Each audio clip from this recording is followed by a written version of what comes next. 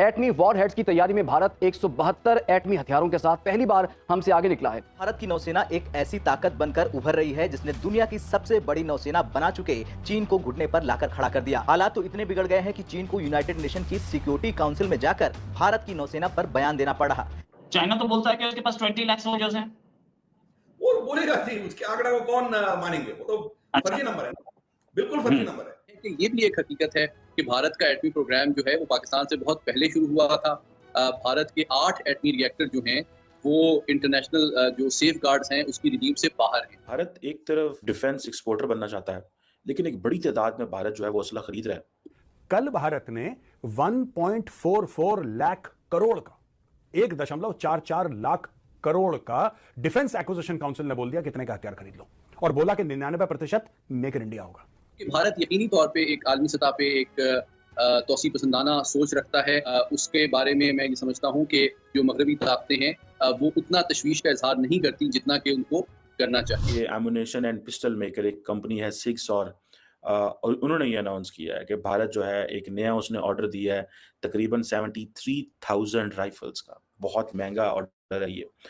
अगर आपको कल की लड़ाई लड़नी है तो ये जो आपके पास हथियार है ना, ये सफिशिएंट नहीं है, क्योंकि चाइना के पास ये है और चाइना पाकिस्तान को ये दे रहा है। इसलिए आपको एक बेहतर प्लेटफॉर्म चाहिए जिससे आप इनका सामना कर सकें और उनको हरा सके। देखिए दोस्तों, साफ सीधी बात है, आपका हथियार दुश्मन के हथियार से बेहतर होना चाहिए। बस गलवान घटना के समय हमें ये पता चला, ये इंफॉर्मेशन मिला कि हमने जितनों को मारा है, शायद 100 को मारा है, 40 को मारा है, ये तो बहुत आंकड़े हैं, जितनों के भी हमने मारा है उससे 10 गुना ये लोग बिना ऑक्सीजन के वहीं मर गए हैं। ये लोग मतलब पूरे लाइन ऑफ एक्चुअल कंट्रोल में।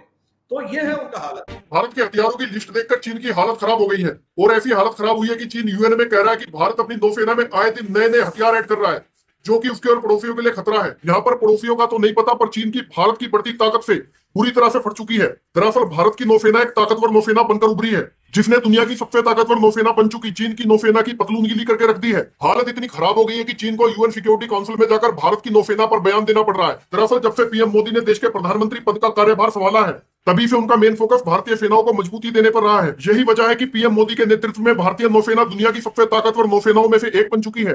अगले 12 महीनों में हर महीने भारतीय नौसेना को युद्धपोत, डिस्ट्रॉयर और पनडुब्बियां दी जाएंगी। ये चीन के लिए सबसे बड़ा खतरा है, और भारतीय नौसेना के सभी युद्धपोत ब्रह्मोस मिसाइलों से लैस होंगे, और ब्रह्मोस मिसाइल दुनिया की सबसे घातक सुपरसोनिक क्रूज मिसाइल में से एक है, और यही चीन के लिए सबसे बड़ा खतरा है।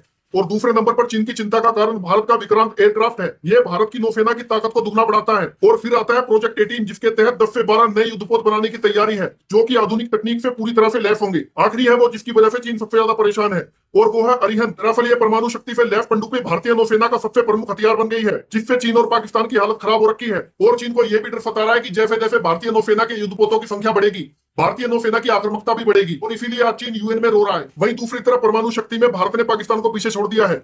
मतलब जिस पाकिस्तान ने अपनी जिंदगी भर की भीख की कमाई को परमाणु बनाने में लगा दिया, आज भारत उसमें भी ऊपर आ गया है। एटमी वॉरहेड्स की तैयारी में भारत 172 एटमी हथियारों के साथ पहली बार हमसे आगे निकला है। क्या इसकी वजह भारत के तौसी पसंदाना अज़ाइम हैं या फिर पाकिस्तान के दाखिली मसाइल?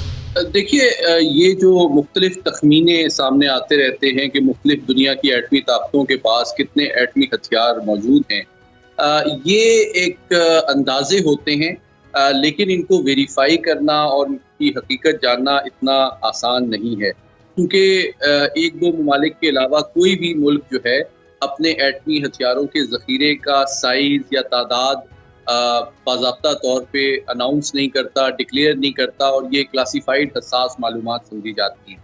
अलबत्ता ये जो तज्ज़िया और तखमीना सामने आया है, जिसके मुताबिक भारत की एक एटमी हथियारों की एक तादाद या मिक़दार मुतय्यन की गई है, ये एक मगरबी असेसमेंट है और जो कि हक़ाइक़ से बिल्कुल मुताबिकत नहीं रखती है।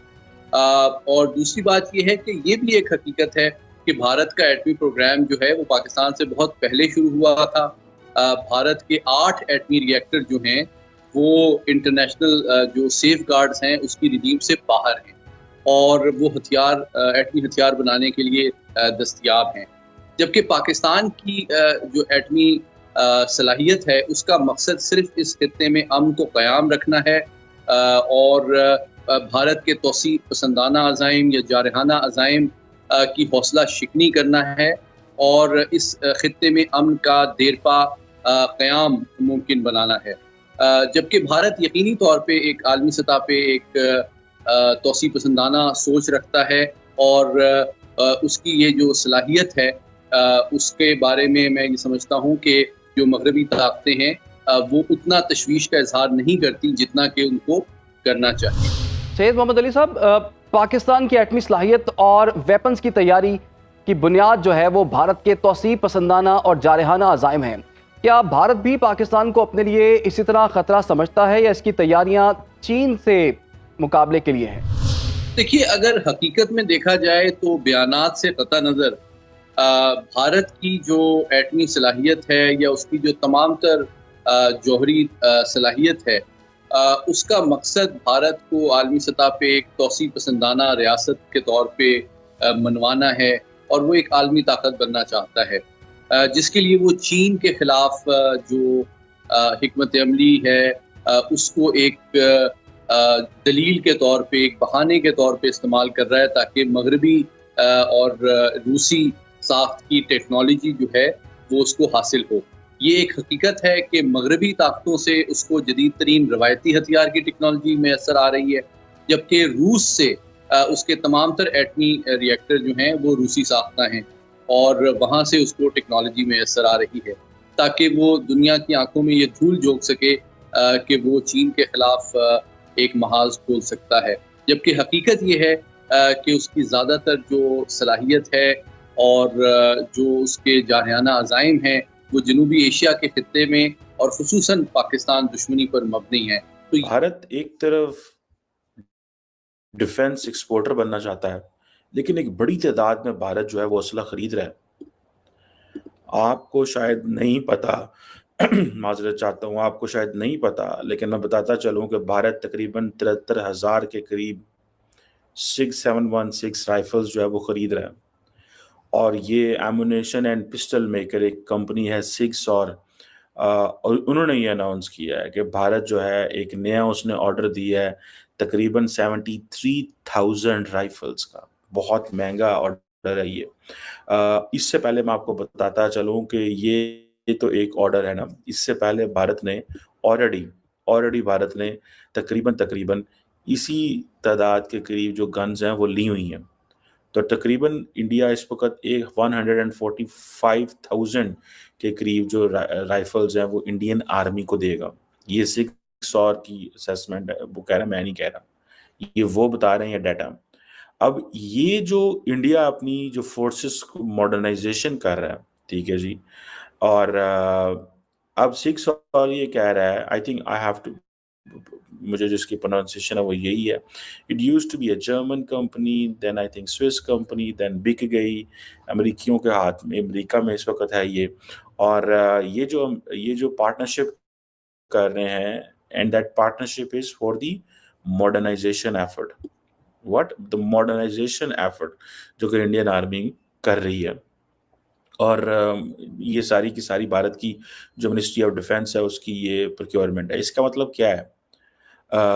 इसका मतलब ये है कि 2019 में पहले खरीदी, 3-4 साल उन्होंने ट्रायल किया, तकरीबन इतनी 72,000 के करीब गन्स का ट्रायल किया, देखा, और उन गन्स को इस्तेमाल किया। और अब देखें, अब इंडियन फौजियों के हाथ में अमेरिकन गन्स हैं, ठीक है जी, अमेरिकन गन्स हैं, बिकॉज दे अंडरस्टैंड कि उनको आइंदा आने वाले दिनों में किस तरह का थ्रेट है। वो जिस तरह का थ्रेट है उनको, उस हिसाब से वो गन्स जो हैं वो ले रहे हैं। अब फॉर एग्ज़ाम्पल आप ये देखें कि एक तरफ हम ये महसूस करते हैं और हमने ये देखा कि भारत जो है वो उसको चाइना की तरफ से चलो है चैलेंज, लेकिन भारत जो है ये गन्स को कश्मीर के लिए भी इस्तेमाल कर रहा है, ठीक है जी। सो भारत कह रहा है कि this is all for the anti terror